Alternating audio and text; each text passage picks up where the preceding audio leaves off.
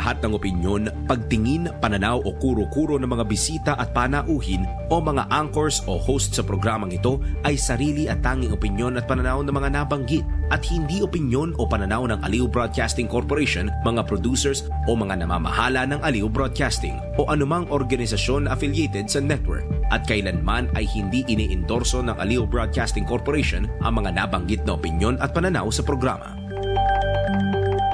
Ang mga balita, dudublehin ang pasada. Ang mga kontrobersyal, mga viral, mga trending na mga tao. Dalawang mas matinding papasadahan. Mga pangyayaring nakikita sa kalsada. Live na papasadahan. Tampalang John Ibanez at Drew Nasino. Doble ang lakas, doble ang tindi. DWIZ Pasada Balita sa DWIZ News, DWIZ News TV at Aliw Channel 23 at sa digital channels ng DWIZ. Huwag magpapaiwan para huwag maunahan. Pasada Balita. Thank you.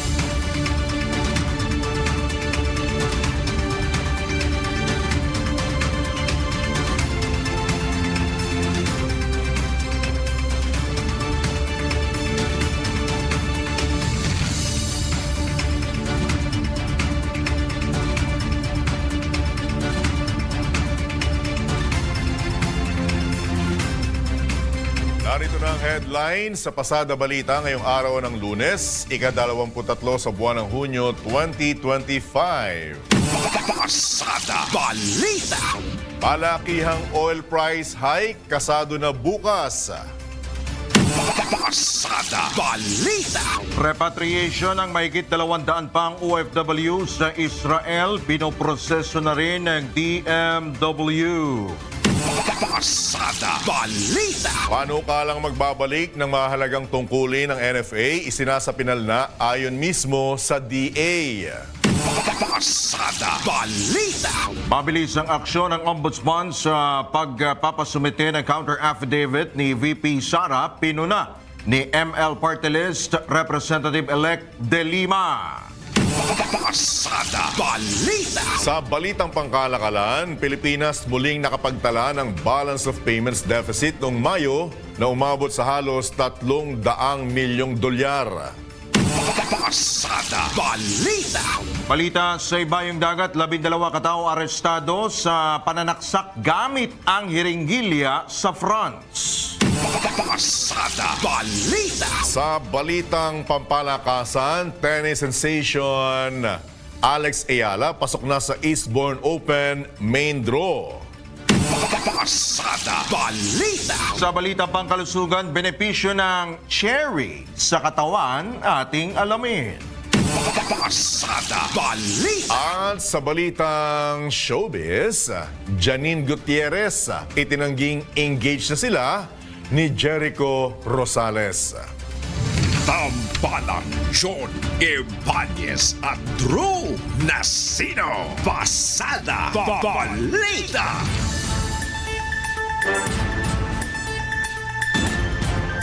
Magandang umaga Luzon, Visayas, Mindanao, Pilipinas. Kami po ang inyong tagapaghatid balita, John Ibanez. At Drew Nasino. Pasada Balita. At ngayon, pasadahan na natin ang detalye ng mga nagbabagang balita.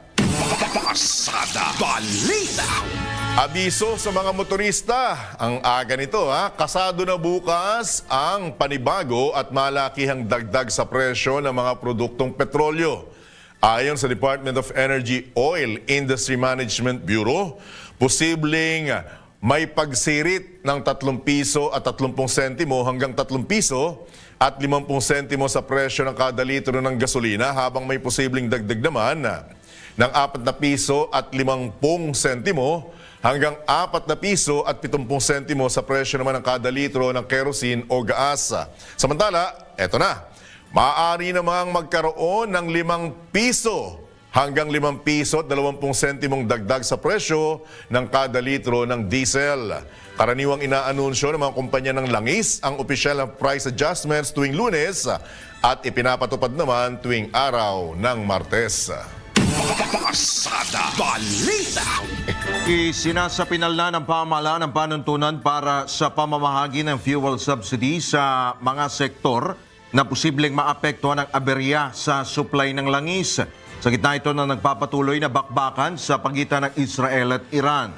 Ayon kay Transportation Secretary Vince Dizon, may nakalaang 2.5 bilyong piso para sa naturang subsidiya. Nanawagan naman ang kalihim sa mga operator at transport groups na huwag munang maglunsad ng kilos protesta dahil inihahanda na nila ang karampatang tulong. Una nang tiniyak ni Pangulong Ferdinand Marcos Jr. sa publiko na may nakaabang na fuel subsidy kasunod ng nakaambang pagtaas ng presyo ng langis dahil sa nagpapatuloy na bakbakan. Pasada Balita.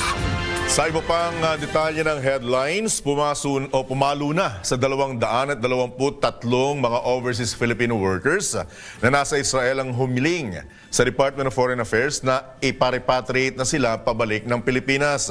Ito'y sa gitna na rin ng tumitinding bakbakan sa pagitan ng Israel at Iran. Samantala, inaasahan naman ang Department of Migrant Workers na darating na sa Pilipinas bukas, araw ng Martes, ang 26 na mga OFW na una nang inirepatriate.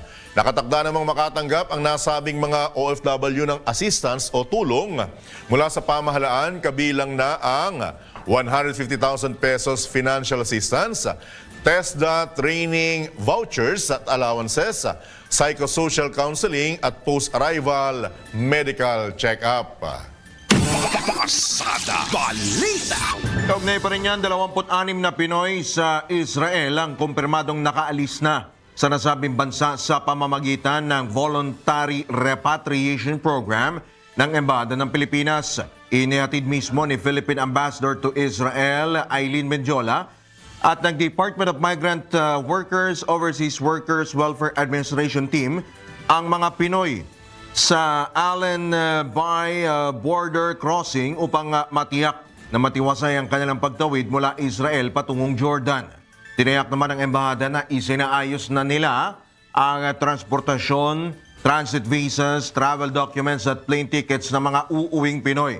Kaugnay nito, kinumpirma naman ng embahada na 33 Pinoy pa ang bahagi ng pangalawang batch na mga nag-voluntary repatriate na kasalukuyang pinoproseso.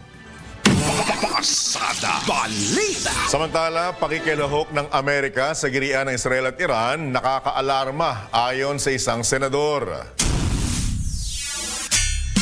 Detalye mula kay Patrol 19, Celi Ortega Bueno. Nakakabahala at dagdag na pandaigdigang peligro ang pagsali ng Amerika sa sigalot sa pagitan ng Iran at Israel. Ayon kay Senator Amy Marcos, sa ngayon, labis ang pag-aalala ng lahat para sa kaligtasan ng ating mga kababayan na naiipit sa digmaan. Isa pa niya sa masamang epekto may dudulot ng digmaan ay ang malaki ang pagtaas sa presyo ng langis na tiyak na may mabigat na implikasyon sa ating ekonomiya, sa agrikultura, transportasyon, pabrika, pagawaan at iba pa. Git ni Senator Marcos, higit sa lahat, ang kanyang paninindigan lagi ay kapayapaan.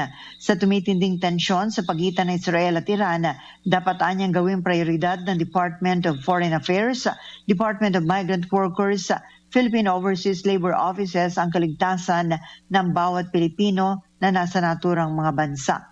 Ito rin anya ang pagkalampag sa ating pamahalaan dahil naghihintay ang bayan para sa ating matibay na aksyon at plano para matukan ang supply at presyo ng langis at magiging kabuhayan ng mga magbabalik bayan. Ito sa Patrol 19, Celi Ortega Bueno, para sa impila metodong nakas sa DWIC, nagbabalita ng tama, naglilingkod ng tama. Kapag May bagong balita. Naka-on air. Agad-agad. DWIZ. Patrol Report. Oras na 12 sandali makalipas ang ika-6 na ng umaga sa iba pa ring paksa ng mga balita, isinasapinal na ng Department of Agriculture ang balangkas ng panukalang batas na layuning maibalik ang mahalagang tungkulin ng National Food Authority, partikular sa pagpapatatag ng supply at presyo ng bigas. Layunin din ang panukala na amyendahan ang pangunahing probisyon ng Rice Tarification Law na magbibigay ng kapangyarihan sa NFA para lalong mapangasiwaan ang buffer stock, ma-regulate ang distribusyon ng bigas, magtakda ng floor price sa palay, at suportahan ang mga kooperatiba ng mga magsasaka at mga tatanggap ng rice processing systems na pinondohan sa ilalim ng RCEP o yung tinatawag po na Rice Competitiveness Enhancement Fund. Masalamin din ang susulong na bill sa strategic recalibration ng polisiya ng gobyerno at pagpapalakas sa papel ng DA na bantayan ang seguridad sa pagkain. Gayun din upang tugunan ang layunin ni Pangulong Bongbong Marcos para sa matatag na seguridad sa pagkain ng Pilipinas kung saan magkaroon ng abot-kayang pagkain, lalo na sa bigas ang bawat pamilyang Pilipino. Pasada Balita. Suportado naman ang iba't ibang grupo ng mga magsasaka mula sa major rice producing area sa bansa para sa pagbabalik ng inalis na kapangyarihan ng National Food Authority. Ayon sa Rojas Isabela Rice Farmers Association, panahon na para amyendahan ang Rice Tarification Law upang maprotektahan ang mga magsasaka laban sa mga rice trader o mapagsamantalang rice trader. Kaugnay nito, naniniwala naman si Agriculture Secretary Francisco Chu Laurel na malaki ang maitutulong ng pagbabalik ng regulatory powers ng NFA sa pagtatakda ng floor price sa palay upang mabawi ng mga rice farmer ang kanilang gastusin sa produksyon. Pasada Balita. Samantala, may pagdududa si incoming mamamayang Liberal Party List Representative Laila De Lima sa kautusan ng Ombudsman o ng Office of the Ombudsman at Duterte appointee na si Samuel Martires na magsumite na ng counter affidavit si Vice President Sara Duterte hinggil sa issue ng maling paggamit sa confidential funds. Ayon kay De Lima, out of character ang mabilisang aksyon ng tanod bayan gayong mabagal itong gumalaw pagdating sa mga kasong may kaugnayan sa mga Duterte. Nakakaduda yan talaga. There's really room and there's reason for concern, especially on the part of the prosecutors, sa impeachment prosecutors. Kasi nga, nabanggit mo na napakabilis. So that's out of character, actually, if we can say so, na ang bilis niyang umaksyon para pasagutin kaagad si VP Sara. And we have to take note na malapit na kasi siyang mag-retire. Come July, magre-retire na. Dahil dito, ikinababahala ng incoming party list representative ang posibleng epekto ng kautusan sa impeachment trial ng pangalawang Pangulo. Hindi mawawala sa atin na magduda, magsuspetsa na baka nga ang balak ay baka aaksyonan niya kaagad pag nakuha na submit na yung counter affidavit at hindi malayo yung i-dismiss. And then kapag i-dismiss yan, necessarily that would have an effect on the impeachment case. Yan po ang tinig ni incoming mamamayang Liberal Party List Representative Laila De Lima sa panayam ng DWIZ. Pasada Balita. Binigyang din naman ni dating Supreme Court Associate Justice Antonio Carpio na mawawalan ng karapatan si Vice President Sara Duterte na magsumiti ng sagot sa writ of summons mula sa Senate Impeachment Court kung hindi ito magsusumite sa itinakdang palugit.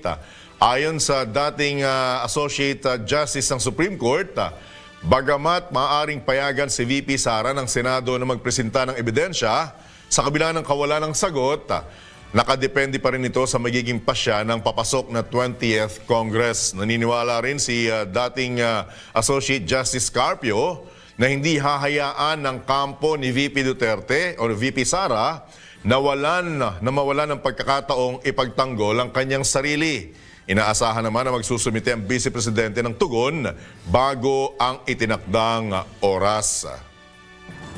Pasada Balita. Sa iba pa ring balita, update pa rin po sa kaguluhan dyan po sa Middle East. Naging matagumpay ang pag-atake ng US forces sa 3 nuclear facilities sa Iran, partikular ang Fordo, Natanz at Isfahan nuclear facilities.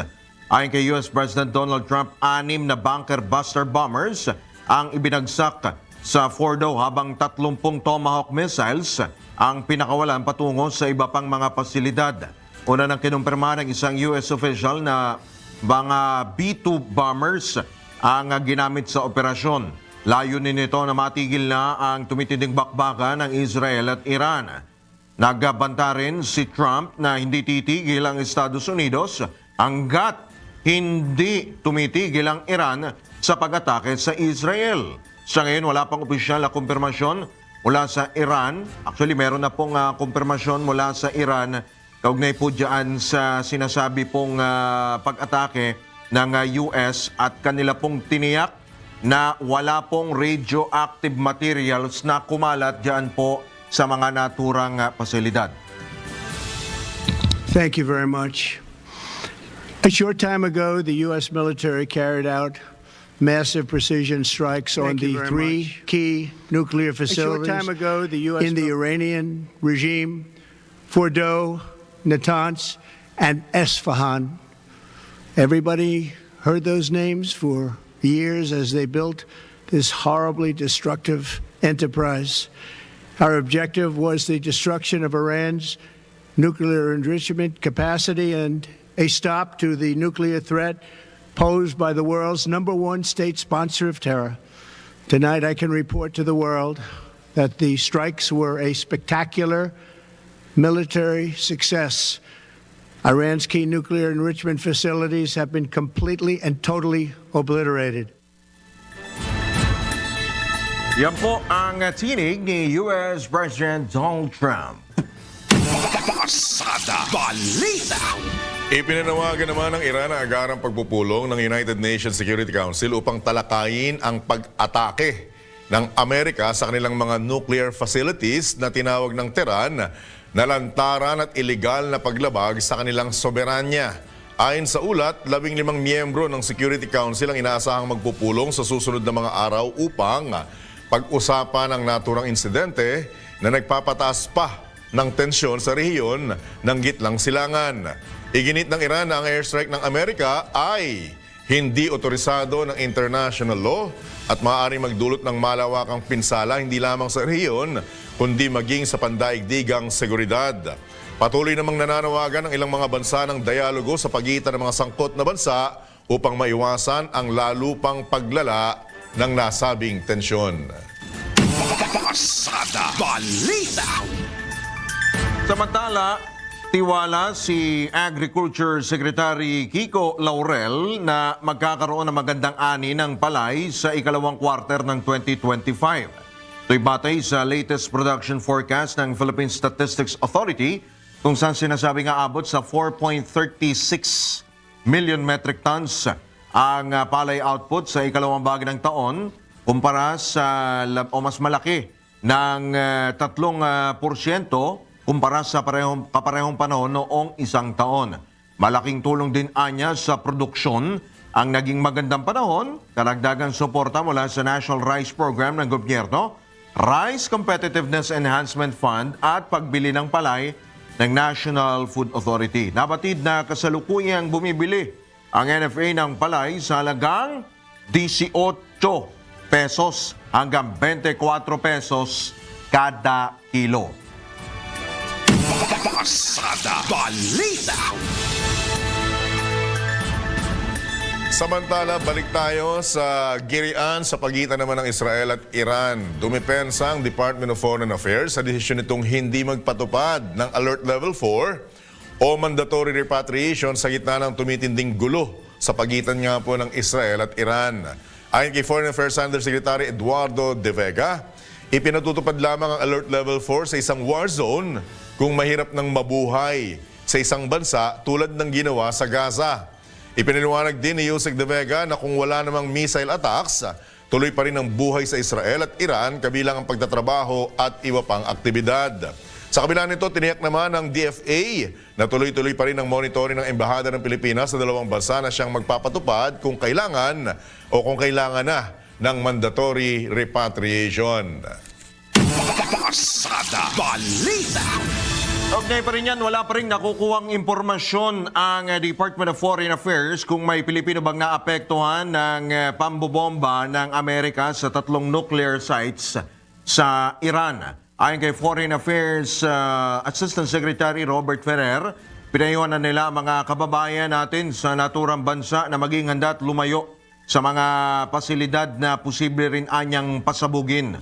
Nabatid na mayroon namang kabuang 1,100 Pinoy sa Iran at siyam sa mga ito ang nagpayag na ng kanilang hangaring magpa-repatriate habang yung iba po ay diyan na po nakatira pawang mga Iranian citizens na o mga nakapag-asawa, nagkaroon na po ng kanilang pamilya diyan sa Iran. Pasada Balita. Nagbabagang balita, hinihintay na ang tugon ni Vice President Sara Duterte sa inilabas na summons ng Senate Impeachment Court. Ito mismo ang kinumpirma ng Impeachment Court spokesman Reginald Tongol matapos mag-convene ang Senado noong Hunyo 10. Ayon kay Attorney Tongol, kailangan nang magsumiti ng tugon ang Vice Presidente hanggang mamayang alas 11:59 ng gabi. 10 araw anya ang ibinigay ng Impeachment Court upang makapaghain ng sagot si VP Sara na magtatapos dapat noong Sabado, 21 ng Hunyo. Pero pinalawig ang deadline nito hanggang ngayong araw dahil natapat na sa katapusan na linggo. Gayunman, patuloy pa rin ang proseso ng impeachment laban kay VP Sara kahit hindi ito makapagsumiti ng opisyal na sagot o hindi dumaan sa naturang korte. Pasada Balita. Kung mayroong pagkaanta laman sa impeachment trial ni Vice President Sara Duterte, hindi ang Kamara ang may kagagawan nito. Ito ang giniit ni House spokesperson Attorney Princess Abante bilang tugon sa ulat na maaring maantala ang impeachment trial dahil hindi umano tinanggap ng mababang kapulungan ang ipinadalang entry of appearance ng mga abogado ni Duterte. Una nang sinabi ni Senate Impeachment Court spokesman Attorney Reginald Tongol na ang pagtanggi ng Kamara na tanggapin ang entry of appearance ng legal team ni VP Duterte ang posibleng magdulot ng pagkabaalam sa paglilitis. Nanawagan naman si Abante sa kanyang counterpart sa impeachment court na huwag lituhin ang publiko kaugnay ng entry of appearance. Dilinaw din ang tagapagsalita ng Kamara na isang messenger ang dumating sa gate ng Batasan Pambansa sa Quezon City at nagtangkang magsumite ng dokumento noong June 16. Pero hindi niya malinaw kung saan ito galing at kung anong klaseng dokumento dahil walang cover letter, walang formal na paliwanag kaya't hindi ito agad tinanggap. Pasada Balita. Sa kaugnay pang balita, walang o may hangganan o limitasyon ang kapangyarihan ng Senate Impeachment Court. Ito naman ang iginiit ni House Prosecution Panel spokesman Antonio Odi Bukoy kasunod ng pahayag ni Senate President Francis Escudero na may kalayaan ng Senado bilang impeachment court kaugnay sa maaari nitong gawin sa articles of impeachment na ipinasa ng Kamara. Ayon kay Attorney Odi, dapat nakabatay ang otoridad ng Senado sa limitasyong itinatakda ng saligang batas at sa mismong impeachment rules nito. Dapat nakabase rin anya sa konstitusyon ng sinabi ni Senate President Escudero na discretion ng Senado sa pagbuo ng sarili nitong patakaran. Samantala, plano naman ng House Prosecution Panel na magsumite ng mga kaukulang pleading sa impeachment court sa mga susunod na araw. Pasada Balita. Oras muna sa hudyat. 26.5 minuto na po makalipas sa 6 ng umaga. Tuloy pa rin ang Pasada Balita sa oras na 29 na sandali makalipas ang 6 na ng Lunes ng morning. Sara All. Yan po ang tugon ng tagapagsalita ng Kamara na si Attorney Princess Abante nang tanungin hinggil sa biyahe po ni Vice President Sara Duterte sa Australia, kung saan napaulat na dadalo ito sa isang rally na may temang Free Duterte Now bilang suporta sa kanyang amang si dating Pangulong Rodrigo Duterte. Ayon kay Attorney Abante, hindi niya makumpirma kung ang biyahe ay personal o opisyal. Pero binigyang din niya na ang mga halal na opisyal ay dapat gamitin ang kanilang oras sa loob man o labas ng bansa para sa paglilingkod sa bayan at hindi para sa pansariling interes. Binigyang din ng House spokesperson ang kahalagahan ng pagtupad sa tiwalang ibinigay ng publiko, lalo na kung may kinalaman ito sa paggamit ng pondo ng bayan at mandato ng mamamayan. Napuna ng mga watchdog groups at political observers sa mga ulat hinggil sa biyahe ng Vice Presidente patungong Australia at ang pakikilahok niya sa nasabing rally, lalo tila may bahid ng pamumulitika ang naturang aktibidad. Ang Free Duterte Now rally ay iniulat na layong ipagtanggol ang dating Pangulo na kasalukuyan nakakulong at iniimbestigahan ng International Criminal Court kaugnay sa umunay krimen laban sa sangkatauhan sa ilalim ng kanyang kampanya kontra iligal na droga. Pasada Balita. Bukod dun sa official, kasama nga ba ng official function ng isang Vice President, yung mga pagbiyahe sa ibayong dagat ni VP Sara, ang question din ng ilang mga netizen dyan is, sarili ba niyang pera ang ginagamit niya sa pagbiyahe o kasama sa budget ng kanyang tanggapan, Office of the Vice President? Kasi dapat maging malinaw. Ayon doon sa mga sa mga nagtatanong dapat maging malinaw kasi kung yan ba kung official visit yan, kung official function niya yan bilang Vice President, walang question kung gamitin niya yung pondo ng OVP. Ngayon, ang tanong, may tuturing bang official function niya or kasama sa duty niya as Vice President yung pagtungo sa ibayong dagat para dumalo, ano yung pinuntahan niya? Rally? Rally. Na para sa mga Duterte. Free Duterte Now rally. Yun ang malaking question ngayon. Kasi kung titignan natin, mga kawalitan-kawalitaktakan, Kuyang Drew, yung palang rally na pinuntahan niya, ang focus parang personal ang dating. Diba? So ngayon ang tanong, kasama ba sa kanyang obligasyon bilang Vice President ng Pilipinas ang magtungo sa ibang bansa para sa mga ganyang klase ng aktibidad? At anong pondo o kaninong gastos itotoka yan? Diba? At matatandaan natin, hindi lamang siya sa Australia nang galing, may mga pinuntahan pa siya sa The Hague, Middle East. sa Middle East, na ang alam naman natin kung ano yung tunay na pakay. Diba? So kung magkakaroon man ng pag-question, siguro dapat din magkaroon ng kasagutan ang Vice President kung ano nga ba yung pakay, official nga ba? Bagay yung iba naman kasing mga pagbiyahe niya, nagsabi naman siya na family matters. Last time sa Malaysia. Oo, family matters yun, di ba? Pero ang Malaysia. tanong natin is ito, at yung sa pagtungo niya ng makailang beses, parut-parito niya sa The Hague, Netherlands. Na alam naman natin kung ano yung talagang pakay niya. Yun lang naman ang kinakailangan din na magkaroon ng kasagutan. Kagaya ng inaantabayan ng kasagutan dun sa maraming katanungan kung saan napunta yung confidential funds at intel funds ng VP, lalo na nung siya pa ang nanunungkulan DepEd. bilang kalihim ng Education Department. Yan naman po ang mga katanungan na naghihintay ng mga kasagutan. Dahil importante yan eh. Dahil kung budget ng pamahalaan ang ginagamit niya sa quote-unquote pagtungo sa ibang bansa na hindi naman kasama sa kanyang obligasyon or duty bilang malataas na opisyal ng Pilipinas, mukhang may problema. May question doon. Dahil pera ng bawat isa sa ating taxpayer ang ginagamit niya kung, ulitin ko lamang kung, quote-unquote, pang-personal yung kanyang biyahe. Alright?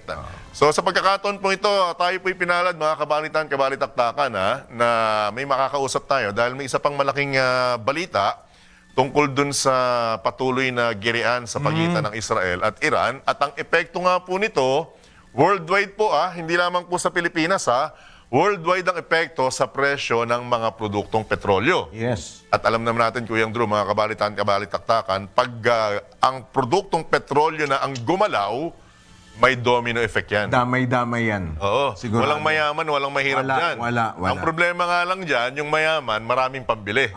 Yung mahirap, Wala masyadong choice. Yung mga mahirap, talagang mararamdaman mo yung sakit. Oo. Di ba? Lalo na kung nagkataon na ang biyahe mo ay mga ordinaryong mga negosyante natin, ha? Di ba? Yung mga nagbabiyahe ng mga produkto nila. Anyway, tayo po'y pinalad na makakausap muli ang may tuturing na nating suki ng Suki programang natin ito, dito. Kuyang Drew, mga kabalitaan, kabalitaktakan, si Ginoong Michael Ricafort, isa po sa mga ekonomista ng ating bansa. Sir Ricafort, good morning. Johnny Bañez, Drew Nasino, live na po tayo sa DWIZ, Aliw Channel 23, sir. Good morning. Morning po, Sir Mike. Hi, good morning po, Mr. John, Mr. Drew, at sa inyo po mga taga-subaybay po. Alright, mukhang eto na po, nakaamba after nito. Before this malakihang oil price hike, alam naman natin na ilang beses na nagpatupad ng pagtaas sa presyo ng produktong petrolyo. Pero ang pinakamatindi, Sir Michael, mukhang nakaamba mula 3 pesos hanggang Laki niyan. mahigit 5 pisong kada litrong pag-angat or pagdagdag sa presyo ng mga produktong petrolyo. Unang tanong po, Ginoong Ricafort, ano ang epekto nito sa ekonomiya ng ating bansa? Sir? Kasi yun po yung mga binanggit ninyo, talagang yan, yung langis. Kasi ini-import lahat ng Pilipinas, halos lahat ng pangangailangan sa langis, no? Sa loob ng maraming taon. Wala naman tayo talagang, di ba? Yung, siguro yung malapit-lapit lang, natural gas, meron tayo. Pero pag yung crude oil, Yun ang wala meron tayo. Dati meron, pero napakakonti, no? Kung meron man, no? Minimal, no? Yung dati, nung araw pa. At kaya, syempre, ini-import natin lahat yan. So, we're at the mercy of what happens beyond our control, yung mga external factors na yan, geopolitical factors. Ngayon nga, ito, napag-uusapan na ng balita na, kasi ang pwedeng gamitin na Iran na, pwede sila maggantian parang pinaplano na pinag-iisipan nila, harangin yung Strait of Hormuz, kasi padaan yan sa Middle East Kasi sa Middle East accounts for 20% of all the oil produced in the world, no? Kung harangan niya yan, no? Or for whatever reason, no? Harang na sabotahe or whatever, no? Magkakaroon ng supply disruption at tataas yung presyo ng langis. Ngayong umaga, umakyat po, pero medyo minimal lang, no? Parang yung Nimex oil is $76 may get, no? Nung Biyernes, halos pareho lang naman po, yung mga 75, mataas po ng konti. Although nagsara yan ng Biyernes ng gabi, mga 74.93, no? So medyo bearable kasi magmula po nagsimula itong Israel-Iran war more than a week ago noong June 13. Ang high po niya 77. So within the bounds pa rin naman po, no?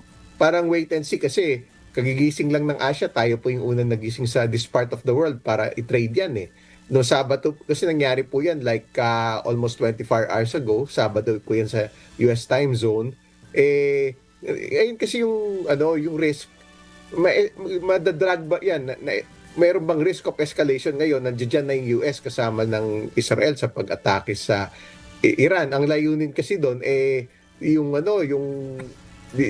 kasi may plano yung Iran na allegedly mag-develop na nuclear weapon. So nakita naman natin na siguro may mga missiles na umaabot hanggang Israel, no? Na nakakalusot doon sa di ba? Sa defense system ng missile.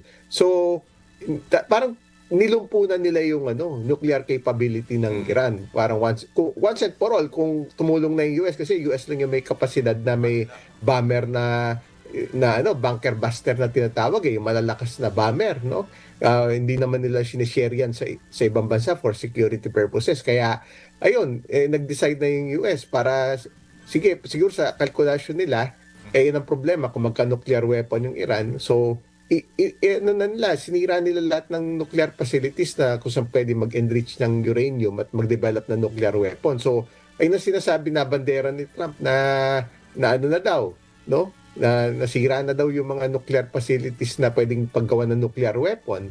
Kasi, ayun naman ang motivasyon bakit din nagsimula ng attack yung Israel sa nuclear facilities din more than a week ago. So, ang dito, escalation na ayun ang iniiwasan natin, yung mga binanggit natin kanina, kasi baka magantihan sila. Itong si Iran, pinag-iisipan din paano gaganti sa US kasi may mga base rin yung US sa Middle East eh.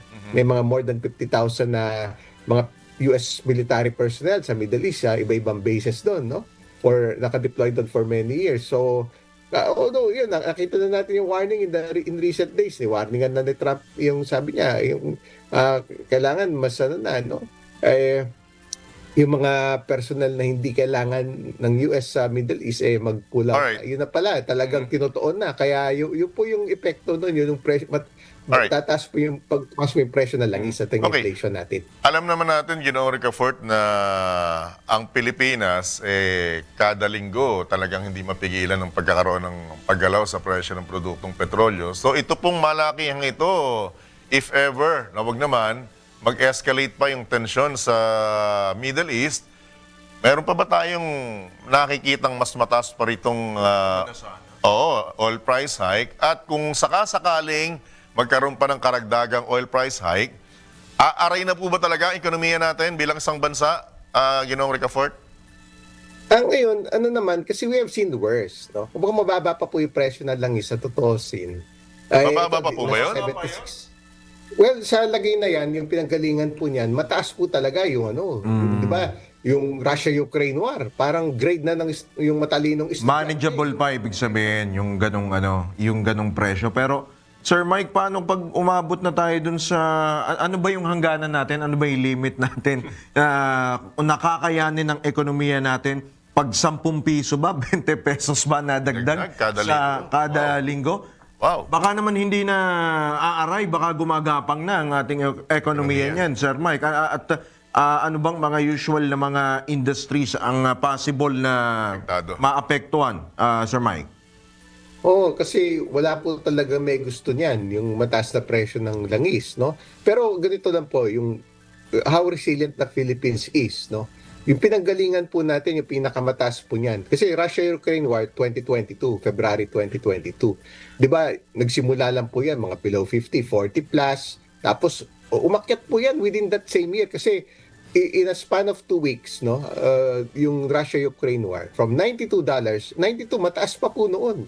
Ngayon tayo, 76, galing po yan ng bago maggera, mga 60s lang yan, $63, $64. Ngayon, naging umakyat to 74 nung Biyernes, nag-77 yung high talaga niyan, no? Tapos ngayon nasa 76. So within bounds, ito lang yung lang. Syempre walang may gusto niyan. Pero pagka yung nakita naman natin noong 2022, yung highest po niyan nag-alos 80s, 90s. No? Yung gasolina, diesel, depende po sa lugar. Ganun po kataas. Ngayon, di ba, mga galing po below 50, di ba? Depende po sa lugar. May mga, di ba, below 50, meron mga nasa 50 levels. Ngayon, nagtaas, so papunta na naman doon sa 50 levels na yon. Kung nakayanan naman ng ekonomiya, pero syempre, may kapalit po yun. Yung mga mamamayan natin, hirap. Di ba? Yung pambayad nila, yung pamasahe, transport cost ng mga produkto, ng mga tao rin, no? So, nagtaas na lahat. Kaya nga po, tumaas yung inflation noon, no? 2022, 2023. Ang average adjustment sa minimum wage po noon, 6 to 7% per year. Noong 2022, almost 7%. Noong 2023, mga 6% may get. Kasi nga po, tinapatan noon, siyempre tripartite po yan sa regional wage boards, no? Napag-uusap po yung mga labor group, yung mga employer, yung mga nagbabayad ng pasweldo, yung pamahalaan, nagkasundo-sundo po sila na yung it turned out, malapit-lapit po sa headline inflation yung increase ng minimum wages. Diyan po papunta lahat yan kasi dugtong-dugtong po yan. Papasa po yung mataas na presyo ng langis, ng transportasyon, sa presyo ng produkto, sa services. So, yun, nakita naman natin na, alam nyo, yung mga kababayan natin, medyo kumbaga kahit yung pamahalan may naka-ready na yan na template Sige, kung yung mga mayroong mga assistance program muli sa ayuda sa transport sector. Opo. Nakakasana po yan. Kumbaga, parang pansinin nyo, parang cycles po yan paulit-ulit, no? Parang every so often nangyayari po yan. Ready lang po yung pamahalan, ready rin po yung mga mamamayan natin, conservation measures. Sir Mike, with your indulgence, pasensya na sino po ba ang talagang nakakaramdam ng mga ganitong epekto sa ekonomiya? Kami po bang nasa level na ganito ni Kuyang Drew? Yung bang mas mababa po sa amin, nasa level nyo po ba? Or yung level na mas mataas pa po sa inyo? Kasi ang problema, ang mga mayayaman, mga may pera, kahit anong mangyari, may panggastos yan eh. Di po ba? E paano po yung mga hindi naman po talaga handa or walang permanenteng trabaho, walang permanenteng pera or nakaimpok na pera, ang biglaang pagkakaroon ng pagbabago, pagtaas ng mga presyo ng pangunahing bilihin, paano po? Sino po talaga apektado niyan? Pati ba mga OFW? Apektado rin? Anong sektor po ng ating pamahalaan in particular? Actually, ano po yung pinakamakakaramdam niyan, yung kumikita, yung kita nila base sa langis, yung tubo, no? Kung umaandar yung Transport. presyo ng gasolina, ganun. yung transport sector. Kasi yung tubo nila, biglang lalaki yung cost nila, no? Yung mga driver ng jeep, ng tricycle, ng mga bus, no? Na gumagamit pa rin ng diesel, ng gasolina, ng taxi, yung mga TVNS. Siyempre, Kaya pala sikalan. sila, regulated yung pamasahe. Hindi naman po, may usap-usapan nga po, di ba, a few days ago, baka itaas yung ng LTFRB, Ano tawag doon? yung pamasahe. 1 peso, ano yun? 1 peso per increase. Opo. Kaya, Provisional. sila po yung provisional. kasi sila po yung namumuhunan doon, no? Yung kung ano yung maiuwi nilang kita, syempre babayad nila sa krudo, 'di ba, Opo. sa gasolina. Sila po yung pinakapektado, kaya nga po yung mga nakakasa na assistance program sa mga sektor na tulad po nila, no? Kasi parang may template na po yan, parang may cycle Opo. Pagka may Alright. ganito pagkakataon, Sir Mike. naka-ready po yung mga yun. Apo, baka lang po makakalimutan ko. Last on my part, promise. Yung po bang mga nasa Ayan oil na. company, apektado po ba yun na to? Kasi simula pa nung musmus ako, hanggang sa edad kong ito, ilang beses nang tumambling ang presyo ng produktong petrolyo pero hindi naman sila nagsasara eh. Ano ibig sabihin? Mas kumikita ba sila Sorry, or what? Anong company po? Yung mga oil company, Ano- kumikita ba sila dyan? Naapektuhan ba sila? Or ano po talaga ang sitwasyon nila? Well, kasi kung titignan niyo mabuti, dapat market forces na may healthy competition, no? Kumbaga although kung titignan natin mabuti yung mga small players, yung presyo naman nila medyo mas mababa, no? Depende sa lugar, kung lalo na kung medyo mura yung upa, mura yung Sa probinsya taxes, na mahal. mura yung Actually, opo, yung depende sa Lugar. tama Lugar talaga. yung lugar, kasi tama po yung sabi nyo, hindi ko maprobinsya yan, mas mura dahil iba biyahe, di ba? Kung yung mga isla yan, mas mahal. Yung mga malalayo na isla na tourist spot, di ba? Yung mga Boracay, Palawan, kasi binabiyahe po yan malayo. Mahal yung transport cost, no? Among other provinces na yung logistical cost po yan, ibabarko, no? Itatruck, itatanker. So, mas magastos po sa mga probinsyang iyon, no? Alright. Pero yung mga dito, yung mga yung competition na, di ba, may big players, tapos yung mga smaller players. So supposedly, yung smaller players yung nagkaka-choices yung mga ating mamamayan na Alright. kasi kung mas malayo, mas mura po, mas nagbe-benefit po sila. Pero ganun, market forces dapat kasi saan ba natin kinukuha yung mga langis natin? Yung mga finished goods, ang presyuhan po niyan sa Minoplat, halimbawa Singapore-based po yun, yung mga finished goods ng yung mga finished fuel products like gasoline, diesel, medyo malapit po yan sa atin. Yung yung crude oil, isa na lang ang refinery natin, di ba? Yung crude oil na isasakay sa tanker. yun ang problema natin, Sir Mike. Oo. Medyo may, actually, ma-challenge sa atin yan, di ba, Sir Mike, yung pagbiyahe. At yung pagkuha na rin ng supply ng crudo, lalo doon sa patungo doon sa mga malalayong lugar. Well, anyway, Sir Mike, baka meron pa ho kayong mga karagdagang pang payo o panawagan, o baka bukod... Hopefully, huwag nang madagdagan tong mabigat na malaki yung oil price hike na ito. Baka kailangan din ng subsidy para sa mga katulad natin. Kasi lahat naman talagang apektado tayo rito, Sir Mike.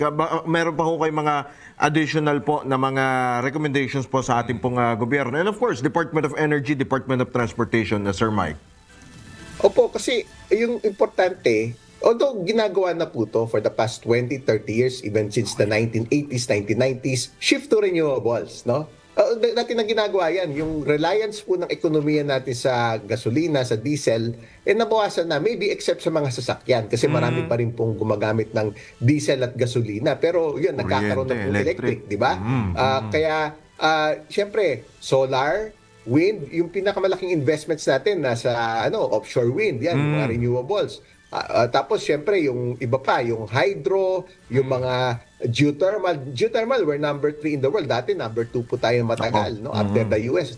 Medyo naunahan ng konti ng Indonesia. Yung renewables, kasi dati na po yan kumbaga yung policy makers natin, iba-ibang administrasyon, iba-ibang mga gobyerno, economic teams, isi-ship away from imported oil. Lalo na, mula pa po noon. Kaya ngayon, binawasan na natin yung reliance natin. Pero syempre, lumalaki yung ekonomiya. Kaya binabalanse rin po yun. Tapos syempre, nag-shift away from coal. Papunta sa mga cleaner, mga renewable power energy sources. Natin. Tapos, kaya syempre, yung mga time-tested na measures, yung conservation, gawa nga na ini-import natin halos lahat ng crudo. Conservation, yung pagtitipid. Yung magtitipid na naman tayo. Sigurado. Sigurado, Sir Mike. Opo, yung mga time-tested na yung assistance program, may mekanismo naman po yung batas na pag umakyat na to a certain level, may mga muna sa yung ibang taxes, di ba? Yung ibang excise tax. Pero yun po yung mga mekanismo na nakaprepare naman po yung mga yun. Naku, Sir Mike, as much as gusto namin, nagtitipid din kami. Pero sana marinig tayo ng ating mga, alam mo na, ng gobyerno. Marami pong salamat, Sir Mike, at hopefully ay sa mga susunod na episode, magkarinigan muli tayo at huwag naman na sanang lumala pa ang sitwasyon. Marami pong salamat, Sir Mike. Magandang umaga po. Alright. Salamat po, Mr. John, Mr. Good. Salamat po. Magandang umaga po. Yan po mga kabalitaktakan ng ekonomistang si Ginoong Michael Ricafort. Oras muna sa udyat. 9 na minuto na lamang, alas 7 na ng umaga. Nagbabala ang PhilHealth sa publikon mag-ingat sa mga scam na gumagamit sa pangalan ni PhilHealth Acting President and Chief Executive Officer Dr. Edwin Mercado.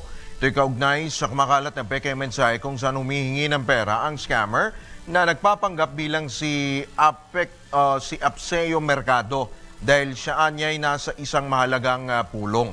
Nangako rin anya ang scammer na babayaran agad ang hihiraming pera. Ang mga sumusunod na detalye po ang ginagamit po ng scammer. Ito po yung number po na ito. Tandaan po ninyo. GCash number po na 0938-435-4071, 0938-435-4071. Yan po yung number na ginagamit. At kung makakatanggap po ng ganitong mensahe, mangyari pong wag pong tumugon, wag magpadala ng pera at i-report agad sa PhilHealth o sa mga kinaukulang otoridad. Pasada Balita. Tara. Tayo po muna ay mag-almusal at alamin po natin kung ano nga po ba ang ihahain po na tanghalian hanggang hapunan mula po sa ating ina. Ang ina po ng lahat, ang ina ninyong lahat sa palengke, walang iba si Aling Beth Samson. Aling Beth. Aling Beth, morning! Good morning, Drew. Good morning, John. Siyempre, may paso, kaya kailangan ng almusal ng mga bagets natin medyo heavy. So, nagsangag ako ng kanin lamig. Ang ulam nila ay hotdog, halagang 60 pesos. Ayan, sa tanghalian naman, nakabili ako ng bigas na halagang 40 pesos isang kilo. At ako ay magluluto ng sinigang na pork buto-buto na kalahating kilo na may halagang 205 pesos. Ang aking sampalok, 30 pesos. Sili, sibuyas at kamatis, 15 pesos. At isang tali ng kangkong, 10 piso. 300 pesos yan. Sa hapunan naman, nakabili ako ng talong, kalahating kilo. So, ay tutorta ko to sa 2 itlog. Ang mantika, 30 pesos. Ang talong, kalahating kilo, 5 piraso yan. 45 pesos. At 2 itlog na halagang 12 pesos. Sa 85, 87, meron na kaming hapunan.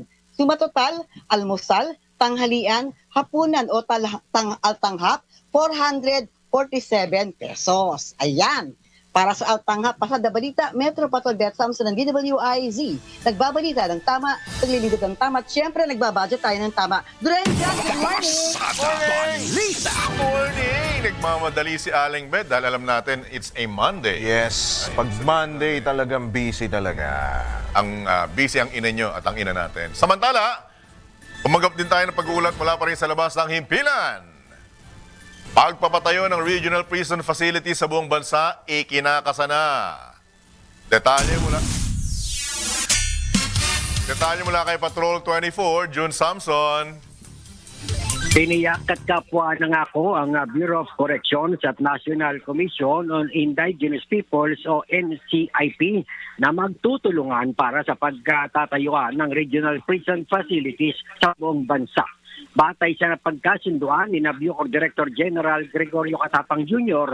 at NCIP Chairperson Dr. Marie Grace Pascua, kailangan nilang makabuo ng technical working group na magdedetermina sa mga solusyon na magiging parehas sa layunin ng dalawang ahensya. Pinuri naman ni Pascua si Katapang sa pakikipagkolaborasyon sa mga ahensya ng pamahalaan, lalo na sa pagsuporta sa mga inisyatiba sa food security habang nakapokus sa rehabilitasyon ng mga persons deprived of liberty. Sinabi pa ni Pascua na handa ang NCIP na isang tabi ang anumang jurisdictional conflict sa pagsusulong ng partnership sa Bucor at magiging prioridad ang open dialogue para sa isang layunin. Ang NCIP ay itinatag sa ilalim ng Indigenous Peoples' Rights Act of 1997 na mga ngalaga sa kapakanan ng mga tribu o ng indigenous cultural communities at sa kanilang ancestral domain. Patrol 24, June Samson, para sa pilang may todong lakas, DWIZ. Nagbabalita ng tama, naglilingkod ng tama. Kapag may bagong balita, naka-on air, agad-agad, DWIZ Patrol Report. Samantala, ito po, makinig po mga customer po ng Maynilad. Meron pong water interruption na mararanasan sa ilang lugar dito po sa Metro Manila. Kabilang na po sa Caloocan, Maynila, Malabon, Quezon City at Valenzuela. Ito'y dahil po sa isasagawang network maintenance at diagnostic leak localization simula ngayong araw hanggang sa katapusan po ng Hunyo. Sasagawa po ang maintenance simula alas 10 ng gabi hanggang alas 6 ng umaga upang mabawasan po ang abala sa mga residente. Para naman po sa buong listahan ng lahat ng apektadong barangay, maaari pong bisitahin ang official Facebook page ng Maynilad Water Service. Pasada Balita. At tabayanan nyo po, ito, kailangan natin ito, ang magandang mensahe mula sa aming nag-iisang boss, The Edgar A. Cabangon. Ngayon sa Pasada Balita ngayong araw ng Monday, June 23, 2025. Pasada Balita. Malakihang dagdag presyo sa mga produktong petrolyo kasado na bukas. Pasada Balita. DMW pinoproseso na rin ang repatriation ng mahigit 200 pang OFW sa Israel.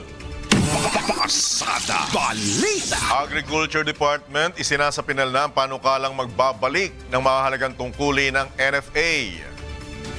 Pasada Balita. Mabilis ang aksyon ng Ombudsman sa pagpapasumite ng counter affidavit ni VP Sara Binaticos ni ML Party List Representative-elect De Lima. Pasada Balita. Sa balitang pangkalakalan, Pilipinas muling nakapagtala ng balance of payment deficits noong Mayo na umabot sa halos 300 milyong dolyar. Pasada Balita. Balita naman sa ibang dagat, 12 katao arestado sa pananaksak gamit ang hiringgilya sa France. Pasada Balita. Sa balitang pampalakasan, Filipina tennis sensation Alex Ayala pasok na sa Eastbourne Open. Pasada Balita. Sa balitang pangkalusugan, benepisyo ng cherry sa katawan ating alamin. Pasada Balita. Sa balitang showbiz, Janine Gutierrez, itinangging engaged na sila ni Jericho Drew Rosales. Tambalang John Ibanez at Drew Nasino. Pasada Balita. At sa pagpapatuloy ng ating balitaan, unang pagtutuunan ng atensyon ni Senator-elect Vicente Soto III ang pambansang budget sa oras na magsimula na ang 20th Congress. Ito'y matapos naman ang serye ng pagdududa at alegasyon ng publiko sa inaprubahang budget para sa taong kasalukuyan. Tiniyak din ng senador na hindi na mauulit ang mga nangyaring kontrobersya sa 2025 budget kung siya ang, pakinggan niyo pong maigi ito mauupong Senate President sa pagpasok ng bagong Kongreso. Sabi ko nga lagi ko sinasabi ito the single most important piece of legislation that Congress should pass is the budget. Kaya yung mga nangyari sa budget ng nakaraang taon, hindi po pwedeng maulit yun. Kailangan yan, ayusin natin. Kailangan ilagay natin sa lugar. Kailangan makarating sa taong bayan ang paggamit ng budget. Isinusulong din ng dating Senate President ang Freedom of Information Bill para maging bukas din sa taong bayan ang approved government budget. Kapag ako'y naging Senate President, garantisado. Ngayon, kahit hindi ako magiging Senate President, sisiguruhin natin na magiging maayos ang pagganap at paggamit at paglahad nitong budget na ito. At gawin natin transparent once and for all. Kaya isa sa mga bill na ipapasa ko nga yung ngayon, itutulak ko talaga yung FOI. Freedom of Information Bill. Kaya parang hindi lang media, hindi lang accessible sa media, accessible sa taong bayan. Yan po ang tinig, pangako ni Senator-elect at dating Senate President Tito Soto sa panayam ng DWIZ. Pasada Balita. Iginit naman ni incoming Senator Erwin Tulfo na dapat manatili sa kulungan si JJ Javier. Ang sinasabing land grabbers sa kabila ng mga alegasyong suhulan, illegal possession of firearms and explosives at large-scale o syndicated staffa. Ibinunyag pa ni Tulfo na may mga nakarating sa kanya na sinusubukan umanong suhulan ni Javier ang mga otoridad para makalaya at mabasura na ang kanyang mga kaso. Ayon kay Tulfo, nahuli si Javier dahil sa simpleng traffic violation na nakita ng pulisya at kung saan nakita ng pulisya ang isang C4 bomb at mga hindi lisensyadong baril sa kanyang sasakyan. Sinubukan niya nitong tumakas at bukod dito ay may mga kaso pa siyang estapa at land grabbing o pangangamkam ng lupa kaya lalong hindi ito pa makalalaya. Una nang inaresto si Javier sa Parañaque noong June 13 pero napapabalitang tila na basura ang kanyang mga traffic violations sa kabila ng mabigat na kaso at syempre yung mga armas na na-recover mula sa kanyang sasakyan. Naalarma naman ang senador sa mga umuugong na balitang sumusubok na gumamit ng padrino o koneksyon si Javier kaya agad siyang sumangguni kay PNP Chief General Nicolas Torre III na siya namang mabilis na rumesponde. Pasada Balita. Sa iba pang tampok na balita, tinutulan ng Teachers Dignity Coalition ang hakbang ni Pangulong Ferdinand Marcos Jr. na ibatay na sa test performance ng mga estudyante ang performance review ng mga guro. Sa panayam ng DWIC, sinabi ni TDC Chairman Benjo Basas na tila magiging unfair sa mga guro kung ipatutupad ang naturang hakbang dahil hindi naman na ibibigay ng pamahalaan ng mga benepisyo o tulong sa mga teacher. Dapat huwag isisian niya sa mga guro kung makakakuha ng mababang score o grado ang mga mag-aaral dahil minsan nasa estudyante ang problema. Pasada Balita. Kung hindi naman talaga na ibibigay ng gobyerno, yung dapat niyang ibigay sa amin na tulong at yung dapat niyang ibigay na magandang sitwasyon o kalagayan ng ating mga classroom. Otherwise, mag-suffer pareho. Yung bata na hindi natututo dahil hindi naman niya din kasalanan, at the same time, hindi din naman kasalanan ng teacher. Pangalawa, mag-suffer yung teacher. Makakakuha siya ng mababang performance dahil sa hindi naman niya din kagagawan o hindi naman niya din kasalanan. Dagdag pa ni Basas na malaki ang magiging epekto nito dahil maaaring tanggalin ang ilang benepisyo ng mga guro. fact, ang mga teacher na nga ang nagdudugtong ng lahat ng kapusan at pagkukulang ng DepEd, no? Kasi yung tanong niyo po na huli, babalikan ko lang, may epekto ba yan? Meron po, no? Mababang performance rating, no? May mga pagkakataon na hindi siya makakakuha ng ilang mga bonuses. Yan po naman ang tinig ni Teachers Dignity Coalition Chairman Benjo Basa sa panayam ng DWIZ. Pasada Balita. Samantala, naghahanda na ang Commission on Elections para sa 2028 presidential elections.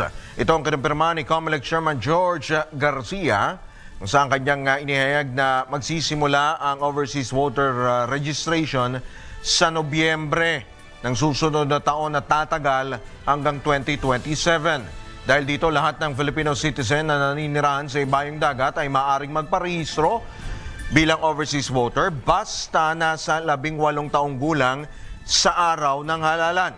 Magugunita na umabot sa 1.2 million na 1,241,690 registered voters noong 2025 midterm elections. Umabot po sa mahigit 1.2 milyon ang mga nagparehistro nito pong nakaraang halalan. Pasada Balita. Samantala, inilunsad ng Embahada ng Pamahalaan o ng Pilipinas sa Jordan ang isang crisis management team bilang tugon sa tumitinding tensyon sa Middle East at patuloy na repatriation ng mga Pilipino mula Israel. Ayon kay Philippine Ambassador Wilfredo Santos, activated na ang team matapos ang pulong kasama ang opisyal ng embahada at mga migrant workers office. Alinsunod ito sa mismong kautusan ng pamahalaan na gawing exit point ng Jordan para sa mga inilikas na Pilipino. Pinangunahan ni Ambassador Santos at Labor Attaché Army Evangel Peña ang paghahanda para sa border operations at inaasahang pagdating ni DMW Secretary Hans Leo Kakdak. Pinaikli rin ang oras ng consular services ng embahada mula alas 9 ng umaga hanggang alas 12 ng tanghali, Linggo hanggang Huwebes. Pasada Balita.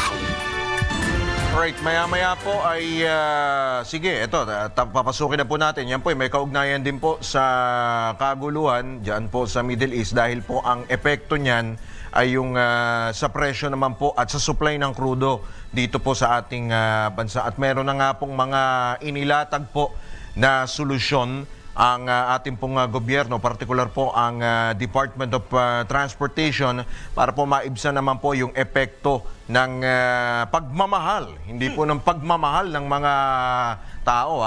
Yan ang pagmamahal na ayaw natin. Ay, ito po, sigurado. Ayaw niya ng ganitong pagmamahal, yung pagmamahal ng krudo. Masakit po ito, masakit sa puso, masakit din sa bulsa. At papasukin na po natin para po magbigay po ng mga karagdagan po mga detalye at kung magkakaroon din ba ng fuel subsidy ang mga kagaya po natin na mga uring manggagawa na sa kabilang linya po natin ang tagapagsalita po ng Department of Transportation, si Assistant Secretary Mon Ilagan. Asek Mon, magandang umaga po. Welcome muli sa DWIZ LU Channel 23, Drew Nasino at John Ibanez. Asek Mon. Asek Mon, good morning. Hi Drew and John, magandang umaga po sa inyo. Sana all, ano? Ang tanong ko nga, unang tanong ko, Asek Mon, sa pagpasok mo ba sa iyong tanggapan, mamamasahe ka lang ba o dadalhin mo ang iyong bihikulo? Magte-train ka ba? Pinag-iisipan ko yan. Anyway, ginagawa natin na nakakatawa pero sa totoo lang, mabigat. Asek Mon, itong hamon na ito, in particular sa inyong tanggapan dahil ang pinaka-apektado nito, first and foremost, yung sektor ng transportasyon. So ano na po ang nakalatag na mga hakbang bilang tugon po dito sa inaasahang big time, super big time oil price hike bukas, Asek Mon? Opo, tama po kayo dyan, Drew and John, magandang umaga. So unang-una po, pinag-utos ng Pangulong Ferdinand Marcos Jr. na ipamahagi nga po itong fuel subsidy program o yung FSP sa pangunguna po ng DOTR at LTFRB at kasama din po ang DILG at Department of Energy para matulungan po ang public utility drivers at operators dahil nga po sa mataas na presyo ng langis. Specifically, ang diesel po na maaaring pumalo ni 5 piso gawa po ng conflict sa pagitan ng Israel at Iran. At hindi pa po ganap na magsisimula ang FSP, ngayong araw, magiging epektibo lamang po ito once in-effect na po rin ang big-time oil price hike. At possibly nga po ito, binabanggit sa mga balita ay maaring bukas. Nakakuha na po ang DOTR ng certification mula po sa Department of Energy para sa FSP. At kapag naipatupad na po ang price hike, ilalabas na rin po agad ang DOTR, LTFRB, ang fuel subsidy program. So, layunin nito, Drew and John, ng FSP na mabigyang reprieve ang ating po mga PUV drivers at operators para na rin po maprotektahan ang mga commuters sa paghingi po ng pagtaas sa pasahe ng mga drivers at operators at para din masiguro na hindi maapekto ng biyahe ng papubliko mga sasakyan. Joe? Wait po. Ala. Putol si Asik Mon. Ayan. Asik Mon. Yon? Opo. Nationwide po ang implementation nito? Yes, definitely po. Opo. At kami nga po sa sektor ng transportasyon, ang naatasan mo magpangahagi ng subsidiya para po sa mga PUV operators at driver na lubhang tatamaan itong oil price hike na alam natin malaki po ang magiging epekto sa hanay ng mga drivers at operators. So ito nga pong subsidy ay magagamit pang karga ng ating mga PUV drivers at operators ng gasolina at yung kanilang arawang kita ay maitabi nila para sa kanilang mga pamilya. So sinabi po nga ni Secretary Vince Dizon the other day na oras na pumalo kaagad ang oil price hike na ini-expect po natin from 3 to 5 pesos, i-activate na po natin kaagad-agad ang fuel subsidy. So kasama rito, John, sa mga programa, yung mga modern PUV drivers, traditional jeepney drivers, UB Express, bus drivers, Grab drivers, tricycle, maging yung mga delivery riders, shuttle services at school transport services. Asik Mon, hanggang kailan po itong fuel subsidy na ito? Until mataas pa rin? Hanggat mataas pa rin yung presyo ng krudo, Asik Mon? Hanggang hindi po madideplete itong fuel subsidy program na itinalagang halaga po ng ating pamahalaan. Kasi last year po, pagkakaalam ko, meron po sila dyan na 2.5 billion eh. So baka sakaling ito po ay maulit din na pero nung nakaraang programa po ito. So hanggat hindi po nadideplete ito ay tuloy-tuloy po ang fuel subsidy program ng DOTR at ng ating pamahalaan. Hanggat hindi nauubos? Oh, grabe, hanggat hindi nauubos. Hanggat hindi po nauubos ito. Alright. At kinakailangan po ng ayuda at hindi po magbabago ang sitwasyon, ay ganyan po ang mangyayaring programa sa fuel subsidy program ng ating gobyerno. Magkano po ang subsidy na to at per month ba at paano po ba? Paki-educate nyo nga po kami kasi actually, malay nyo, mahagip tayo. Paano po natatanggap ito at paano matitiyak na ito'y gagamitin para sa pagpapakarga ng krudo? Nakadepende ba yan kung ano yung sasakyan? Halimbawa, sa bus, mas malaki ba? Sa jeep, iba rin? Sa tricycle or sa mga... Either. Asik Mon? Kasi hindi naman po bago na itong fuel subsidy program ng ating DOTR at ng LTFRB, DOE, no? So ito po yung sa pamamagitan ng paggamit po ng mga fuel cards or existing pasada cards. At meron din po yung mga bank-to-bank transfer dito sa pamamagitan ng mga e-wallets na tinatawag. So ang mangyayari po dito, una-una, kailangan i-clarify na at i-certify na ng LTFRB kung sino-sino po talaga sa listahan nila yung maaari makasama doon sa fuel subsidy program. Kasi lahat po naman yan ay merong record. Pagkatapos po niyan, padadala po ito sa mga regional directors para ito po ay ma-verify at magkaroon ng certification.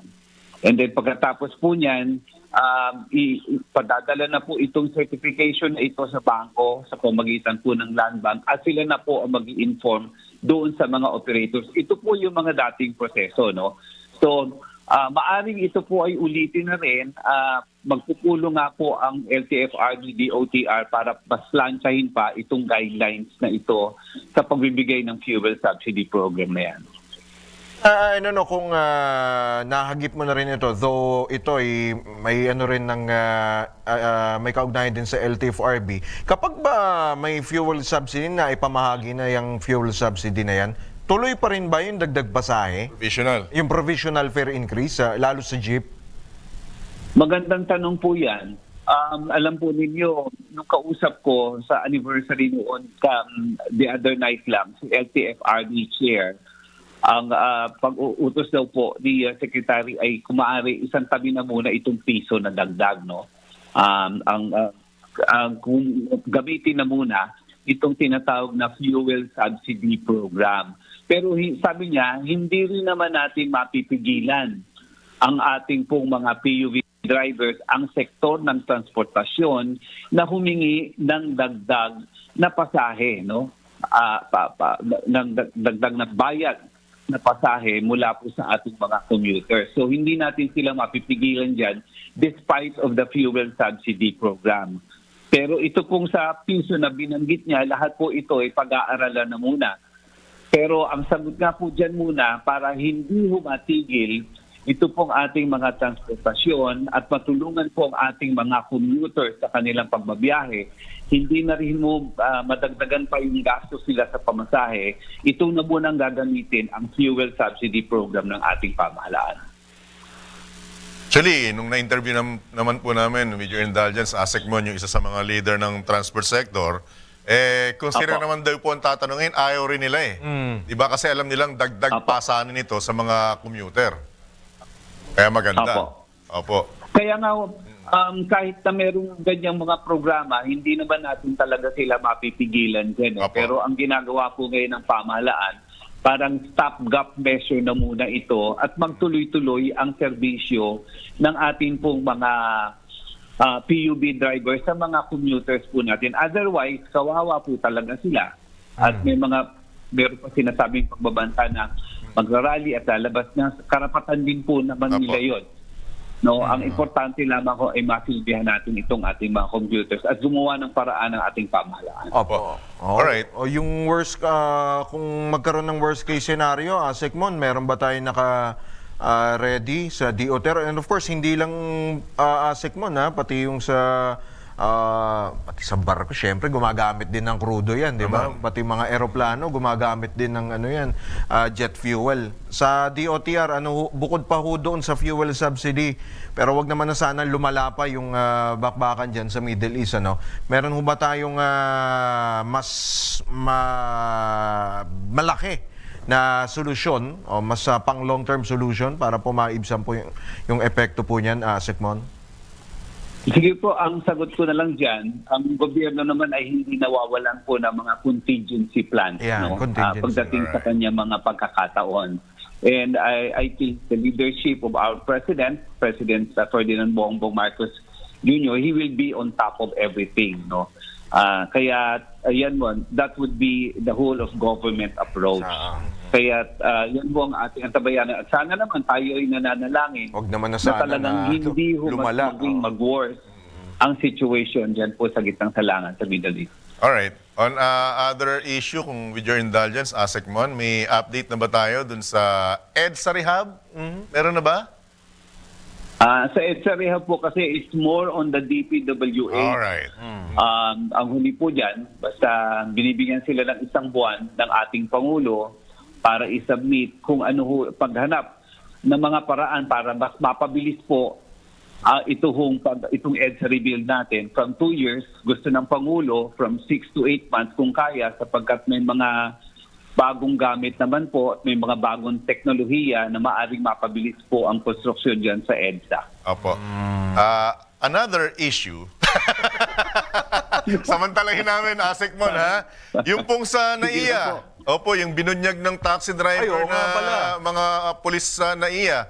Nadagdagan po ba or natumbok na po ba natin kung meron pang ibang kasapakat o kasabwat itong mga ito sa pagsasagawa ng illegal? May pangalan na ba yan? May pangalan na ba? Binanggit ba? Binanggit na ba yung pangalan? Pero may mga pangalan na po dyan na identify, pero I'm not at liberty to divulge it. Hintayin na lang po natin ang ating kalihim sapagkat inuutos niya po talaga ang mas malalim na investigasyon. lalo na po dun sa 60-40 na sinasabing hatian po dyan sa NAIA. No? Kaya't ang bago po dyan, nung nangyari kaagad, immediately kumilos ang ating kalihim, nagtalaga po ng 24/7 na mga tauhan ng LTFRB at ng LTO at kasama po ang MIAA, ang ibang pulis, no? Para nang sa ganun mabantayan yung mga abusadong mga drivers at operators sa paniningil ng sobra sa ating pong mga pasahero mula po sa airport at pagkatapos sa airport. Sabi nga ni Secretary Dizon, hindi ito magandang imahe sa ating turismo, lalong-lalo po ang mabibiktima mga turista. So, yan po. Tuloy-tuloy yung investigation dyan at pag-aaralan. May mga ibang mga suggestions pa dyan eh. Na sana mas maging epektibo at makabago under the new leadership. Yung po bang mga magbabantay sa NAIA, Sekmon, ano po ba ang armas nila? Latiko po ba? Pambambo, baseball bat o ano po? Para pamparusa. Paddle po ba? para meron po mga ano anyway, maidagdag ko lang po kasi meron binanggit na posibleng ultimate solution si Secretary Vince Dizon to address yung pong taxi overcharging. Dapat yan sinasuggest na meron na ng centralized dispatch sa terminal para ma-eliminate po yung opportunity for overcharging. That's one. Tapos secondly, meron na pong uniform fare at magkaroon po ng flag down rate. Kung halimbawa po, sabi niya 75 ang flag down sa normal taxi, baka pwedeng payagan 100 flag down naman sa airport. Para hindi masamantala. Gagayahin lang din po yung pattern sa ibang bansa na yung flag down rate, meron hong proper dispatch as well as maayos at treatable po yung mga wayfinders. Ayun. So yan po ang maaring simulan ng DOTR at ng LTO at LTFRB. At tuloy-tuloy po yung crackdown sa mga kolorom at overcharging tax. Very good. Last na lang sa akin, Sekmon, yung update nga pala doon, kasi may mga nagtatanong, mga senior citizen, mga PWD, bakit wala din daw po silang 50% na discount sa pasahe sa LRT or MRT. Meron din bang ganong mga hakbang po ang DOTR, Sekmon? Opo, dinisign lang po talaga ng ating Pangulo at ng ating Secretary na muna yung talagang 50% discount sa LRT1, LRT2 at MRT3 para ho talaga dun sa mga estudyante. Para naman ho matulungan talaga ang mga magulang. Sa mga senior citizens po naman, dun sa Senior Citizens Act or law, meron po din naman sila mga 20% discount. Pero pwede rin pong pag-aralan. Hindi naman po natin inaalis yung posibilidad. Pero mas dahil nga po nagkaroon ng school opening, mas maganda hong bigyan at matulungan po talaga ang mga estudyante, ang mga mananakay po natin para sa MMRT, LRT1 and LRT2. Pero ano lang po ito, single journey. Alright. With that, Sekmon, maliban na lang kung may karagdagan ka po pong mensahe sa ating mga kababayan. Go ahead, sir. Nananawagan lang po siguro, paalala lang ng ating Secretary Vince Dizon na number one siguro, dahil sa sitwasyon ngayon, talagang kinakailangan magtipid na rin po tayo at planuhin po natin ang ating mga biyahe. Sapagkat alam natin na mahal po ang krudo, mahal ang gasolina, mahal ang gasusin. Lahat po ng gagawin natin ngayon ay kung pwede, planuhin na lamang po para at least hindi humalalim ang dukot natin sa ating bulsa. At kinakailangan po talaga natin din makipagtulungan sa pamahalaan upang nang sa ganun maisakatuparan din ang mga programa para lalong-lalo na dito po sa sektor ng transportasyon. At madagdagan ko lamang bago ka namin bitawan, Sekmon, okay lang ba ito? Sa panahon ng pangangailangan, Sekmon Ilagan ang tawagan. Maraming salamat, Sekmon Ilagan, ha? Good morning. Good luck po sa inyo. Salamat po. Ingat po kayo. Opo. Alright, yan po mga kabalitaan ko. Pwedeng gamitin pang ano, ha? Pwede, ha? Ang tawag dito, pang party list. Slogan. Department of Sekmon Ilagan, from Department of hindi transportation, transport action. Yun lang. Galing talaga. Pwede.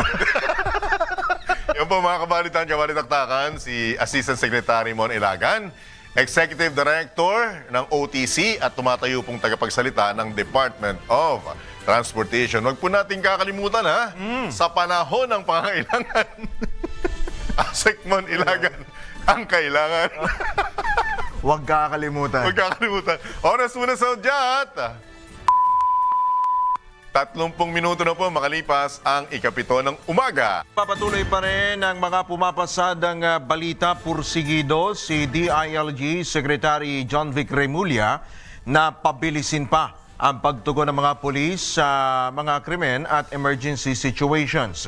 Kaya naman inihayag ni Secretary Remulla na isinulong niya sa NCR Regional Peace and Order Council meeting ang buy one Get One system sa local government unit sa Metro Manila sa pagbili ng mga police vehicles. Aminado rin ang kalihim na ang malaking kakulangan sa bilang ng police vehicles sa Metro Manila. Bukod sa mga patrol cars, ipinabatid ni Remulla na bibili ang DILG ng mas maraming police motorcycles at maliliit na fire trucks upang mas madaling makapasok sa mga masisikip na lugar sa mga lungsod lalo dito sa Metro Manila.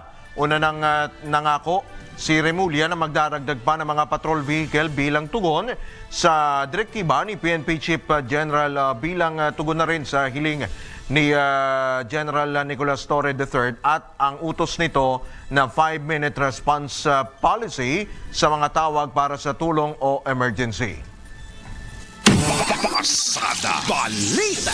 Nasabat naman ang mga tauhan ng Bureau of Customs sa Ninoy Aquino International Airport ang parcel na naglalaman ng 16.3 million pesos na halaga ng illegal na droga.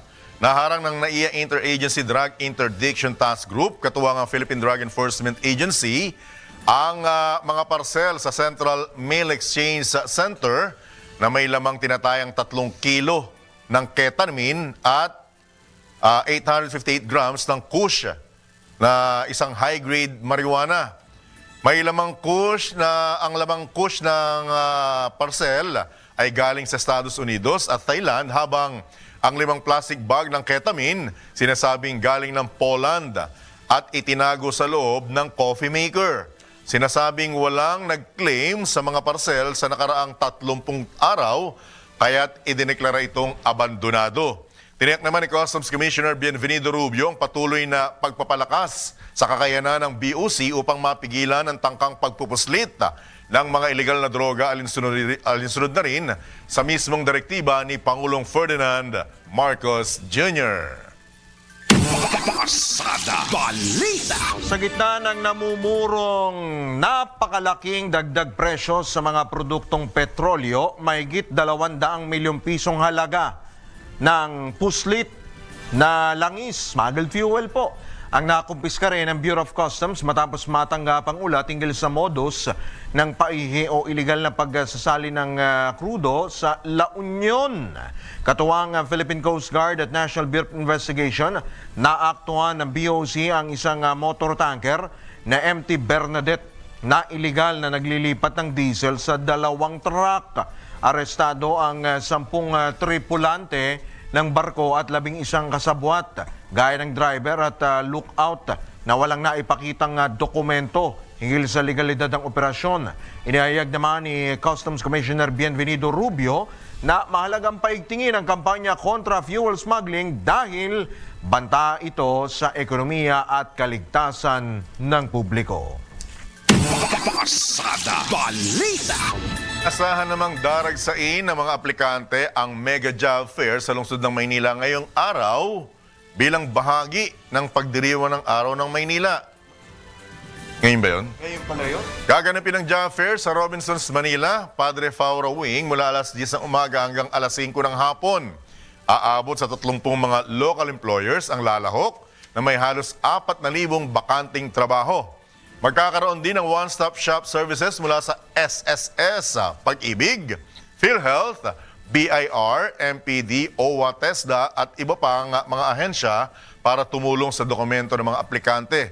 Pinaalalahanan naman ng pamunuan ng mga dadalo na magdala. Eto tandaan mo to 10 kopya ng resume o biodata o curriculum vitae, sariling ballpen, Yan. inuming tubig, pamaypay at payong bilang paghahanda sa mahabang pila at init ng panahon, at kabilang po naman sa mga posisyong maaaring applyan ang BPO, cashier, restaurant staff, driver, sales associate, at barista. At may paalala rin po ang Department of Labor hinggil sa mga mag-a-apply. Siguraduhin niyo pong presentable po kayo. Yan. Kasi iba yung dating, yung unang impression sa inyo ng mga mag-i-interview. Yung mga ganitong itsura, pwede na po. Okay na ba yung CV mo? Ha? Okay na yung CV mo? Ayos na. Okay na? Ilang kopya? 20. Pag hindi ka pa naman tanggap, ewan ko na lang. And speaking of trabaho po, mahigit 2,000 trabaho sa sektor ng kalusugan naman ang niaalok ngayon ng Department of Health sa buong bansa. O baka pwede ka dito, Johnny Bañez. Nagsimula kahapon ang malawakang job fair sa iba't ibang rehiyon ng bansa na tatagal hanggang 27 ng Hunyo. Linawin po natin 23 po ng Hunyo magsisimula ngayong pong araw, 23 Kabilang sa mga kailangang isumiting dokumento ay letter of intent, notarized personal data sheet, PDS, at certified true copy ng diploma, transcript of records, lisensya, at iba pang mga certificate, awards o maging performance rating. Inihayag naman ng DOH na layunin ng job fair na punan ang mga kakulangan sa mga pampublikong pasilidad, mga public hospitals at palakasin ang hanay ng mga frontliner sa bansa. Pasada Balita. Kuyang Drew, na-message ko na si Secretary Herbosa. Anong sabi? Ipinasa ko na yung resume mo. Para kung sumabit ka man sa Department of Labor, may DOH ka pa, Kuyang. Pwede. Bata mo ako, Pwede. Bata mo ako, Ano ba yung papasok? Ano ba? Gusto mo ba yung trabaho ni Winner? Hindi. Ang gagawin daw sa'yo, taga-turok. Nang? Bakuna. Grabe naman. Ayaw mo ba yun? Napakasimpleng trabaho. Si Kuyang Winner gusto daw assistant na lang daw ng OB. Mahirap. Mahirap. Ang feeling ko pag si Engineer Juan Contihino ang naging assistant ng OB, mawawalan ng trabaho yung OB. Sigurado. At mawawalan din ng pasyente. Oh, yeah. Samantala, nagpapatuloy pa rin suliranin ng mababang foreign arrival sa kabila ng libo-libong destinasyon sa Pilipinas. Sa panayam ng DWIZ, binanggit ni Raja Tours Philippines President at former Tourism Congress of the Philippines President Jojo Clemente na economic consideration at accessibility ang mga dahilang pumipigil sa pagdating ng mga turista sa bansa. Maliban dito, kulang din anya ang ginagawang pag-promote ng pamahalaan at private sector sa ating mga tourist destination. Mataas ang rates natin for airfare, sa pamasahe, sa hotel, even sa pagkain ngayon, medyo mataas na rin tayo kung ikukumpara natin din sa mga bansa na nabanggit mo kanina. Although marami naman dahilan kung bakit, kasi katulad na lang sa pamasahe, sa airfare, hindi kasi tayo nakakapit sa mainland ng Asia, di ba? Na archipelago tayo. So parang kailangan mo pa ng ekstrang talon, ika nga, para makarating sa Pilipinas. Binigyan din ng naturang opisyal na mas naiintindihan ng karatig bansa ang magandang epekto ng turismo sa kanilang ekonomiya, kaya't natatalo ang Pilipinas. Kailangan talaga, mas lalo ngayon, very competitive ang tourism industry. Not only by company but per destination. Matindi ang labanan sa tourism kasi alam nila kung magkano yung pwedeng ipasok sa ekonomiya. Yun, kailangan maintindihan din ng ating mga mambabatas, kailangan maintindihan ng ating Pangulo. Kahit na yung mga baba na tayo sa LGU, bakit hindi nila i-develop yung kanilang mga tourism spot? Yan po ang tinig ni Raja Tours Philippines President Jojo Clemente sa panayam ng DWIZ. Pasada Balita. Samantala, sa pagkakataon ito, tanggap tayo ng report. 2 drug suspect timbog sa Quezon City. Yung mga hinihinalang cocaine at ecstasy na recover. Detalye mula kay Patrol 17, Jopel Peleño. Naaresto ng mga otoridad ang dalawang drug suspect na sina alias Mark, 38 anyos at alias Kokoy, 33 anyos. Kasunod ito ng ikinasang bypass operation ng PNP Drug Enforcement Group, Special Operations Unit NCR at QCPD sa Barangay Laging Handa, Quezon City. Nasamsam mula sa mga suspect ang 2 gramo ng suspected cocaine, 11 tablet ng hininalang ecstasy at iba pang mga non-drug evidence. Hawak na ng PDEG SOU-NCR sa Camp Bagong Diwa, Taguig City ang mga suspect at naharap sa kasong paglamag sa RA 9165 o ang Comprehensive Dangerous Drugs Act of 2002. Ito si Patrol 17, Chopel Peleño para sa impilang may totong lakas, DWIZ. Nagbabalita ng tama, naglilingkod ng tama. Kapag may bagong balita, naka-on air, agad-agad, DWIZ Patrol Report. Dr. Wenner Contihino, oras muna sa hudyat. 46 at kalahati minuto na po makalipas ang 7 a.m. Nagbabalak na dumalo do sa Mega Job Fair sa lungsod ng Maynila. May correction lamang po. Ito po'y idaraos bukas, 24 ng Hunyo, araw ng Martes. So yung mga nagbaplano, relax muna kayo. Balik muna ulit sa higaan at i-prepare nyo po yung lahat ng requirement niyo. Dahil hindi po ngayong araw kundi, ulitin ko bukas pa po, araw ng Martes, Hunyo 24, yung job fair o mega job fair na idaraos sa lungsod ng Maynila. At Wata Wata Festival, Fiesta ng San Juan. Diba? Correct. So, basaan. Kaya... So, wag po kayong dadaan muna sa San Juan. Kung meron kayong appointment, ingatan nyo po, ingatan nyo yung sarili. Samantala, humingi na ng tulong sa National Bureau of Investigation ang mga magulang ng isang 11 anyos na batang namatay dahil din sa tuli sa isang clinic sa Mulanay, Quezon. Ayon sa mga magulang ng bata, nagkaroon ng seizure ang kanilang anak makaraang turukan ng ikalawang dose ng anesthesia kung saan namatay ito sa nasabing klinika. Sinabi naman ng Chief ng Medical Legal Division ng NBI na si Dr. Al Anthony Chua, batay sa death certificate ng biktima, tumaas ang pressure sa utak nito kaya't nagkaroon ito ng hemorrhage. Pasada Balita. Sa iba pang balita, ito po, balak sampahan ang kaso ng isang convenience store ang content creator na si Vivian Bravo. Bravo pa man din, Vinuya. Matapos siyang mag-viral sa social media dahil sa pagpasok at paghiga nito sa loob ng freezer na may lamang mga tube ice. Ginamit ni Vinuya ang video bilang content para sa kanyang vlog. Ngunit agad itong binatikos ng publiko dahil sa hindi tamang pagtrato sa kagamitan ng tindahan. At tinawag ng convenience store ang insidente bilang hindi otorisado at mapanganib at magsasagawa rin sila ng kanilang investigasyon.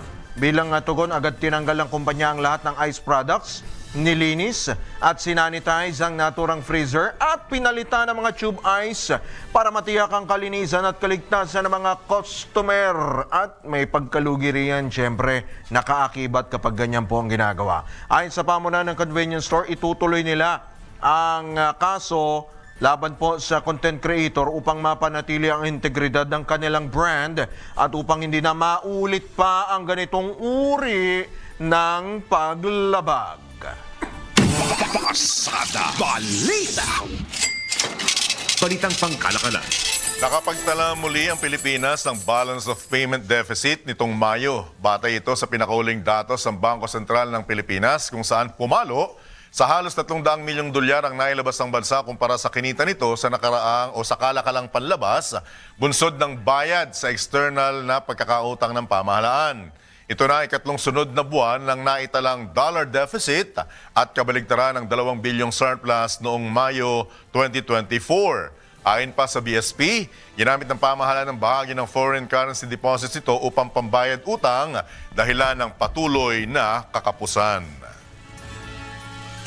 Pasada Balita. Mga balitang dapat alam mo kahit sa labas ng bansa. DWIZ Balita sa ibang bansa.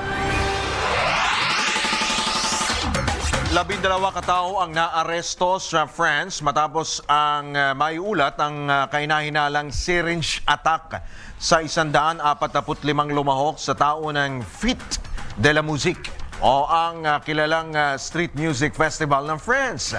Umabot sa mahigit 1 milyong katao ang nakibahagi sa naturang aktibidad.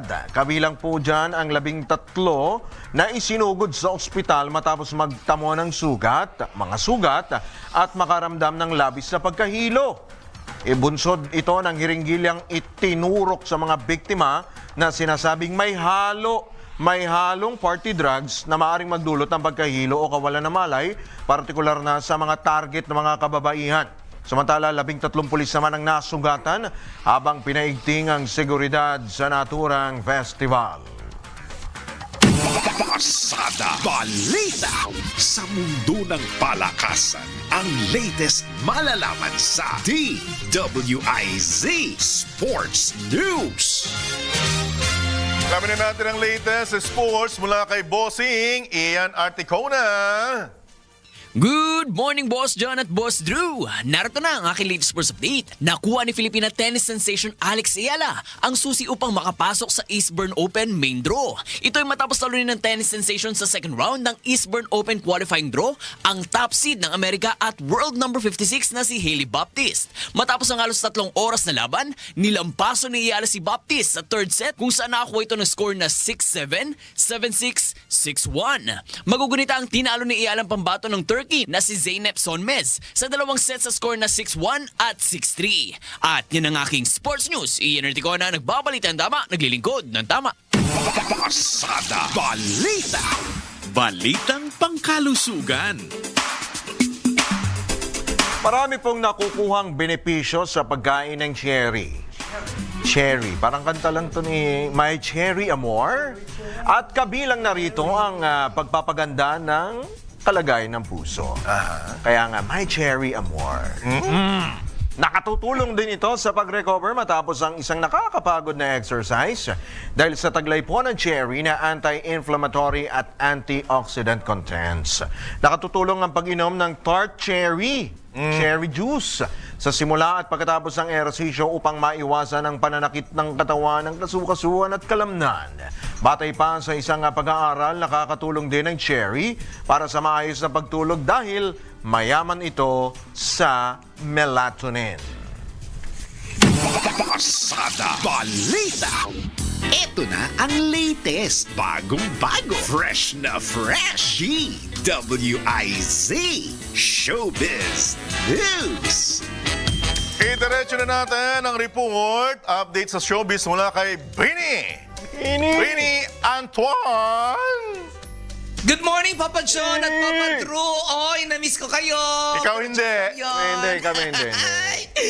Anyway, sa aking balitang showbiz, maring itinanggi na actress na si Janine Gutierrez ang usap-usapang engaged na sila ng kanyang kasintahang aktor na si Jericho Rosales. Ito ay matapos kumalat sa social media ang larawan ng isang bangka sa Boracay na may nakasulat na Janine Gutierrez said yes noong April 9. Ayon sa actress, bahagi lamang ito ng isang kampanya ng isang health insurance company kung saan siya ang bagong ambassador. Paglilinaw pa ng actress, walang katotohanan ng mga espekulasyon at wala umanong engagement proposal na naganap. Matatanda ang nauna ng sinabi ni Jericho na mas pinipili nilang panatilihing pribado ang kanilang relasyon kaya bihira silang makita na magkasama sa publiko. At iyan ang aking balitang showbiz para sa impilang metodong lakas, DWIZ. Ako si Anton, nagbabalita ng tama, naglilingkod ng tama. Pasada Balita. Dito sa ating good news mula sa kinikilalang Echo ng DWIZ. Echo talaga. Ikaw na, Echo. Echo. Echo na lang Opo, ito po ang good news po natin dahil isang linggo matapos po ang pasukan ng mga estudyante. Pasok sa Quacquarelli Simmons World University Rankings 2026 ang Adamson University at Mapua University. Quacquarelli. Parang biskwit yun Hindi, naalala ko niya si Donald Duck. Si Donald Duck. Nabatid na nasa 1,001 hanggang 1,200 bracket ang Adamson, habang nasa 1,401 plus ranking ang Mapua na kapwa napabilang sa listahan sa unang pagkakataon. Ang karangalan nilang ito ay katibayan ng kanilang misyon na maghatid ng dekalidad na edukasyon at global standards. Samantala, nananatili sa listahan ng QS ang binansagang Big Four. Hindi po ito yung gang. Hindi yung oil company. Hindi ito. Big Four institution sa University of the Philippines, Ateneo de Manila University, De La Salle University at University of Santo Tomas. Paano na tayo? At sumayin niyo po ang Monday edition pa lamang ng inyong nag-iisang pasada balita. Dito lamang yan sa DWIZ, nagbabalita ng tama. Naglilingkod ng tama. Ito po ang inyong naging kabalitan at kabalitaktakan, Johnny Banez. At Drew Nasino. Nabayanan po ang susunod na panatuntunang karambola. Baka may babatiin ka. Oh, birthday nga pala ni Patrol 19, Ate Celia Ortega. Tapos na ba? Alam ko, araw-araw yun eh. Okay. Month-long celebration. Month-long celebration yun, di ba? Ito po yung reporter na karga ka pa lang po ako ng nanay ko, naririnig na. Matindi naman. Sa ating Senate. At kilala siya ng mga senador. Meron mo pundasyon na siya ng Senate Press Corps. Celio Bueno. Yung mga talagang tinatawag na Vatican. Kami, paano na ba tayo? Paano na? Oras muna sa udyat! Dr. Wenner Contihino, alas 8 na, eksakto yung pundo, alas 8 na ng umaga. Bye! Happy weekend! Oy, ingat kayo sa Ang mga balita, dudublihin ang pasada. Ang mga kontrobersyal, mga viral, mga trending na mga tao. Dalawang mas matinding papasadahan. Mga pangyayari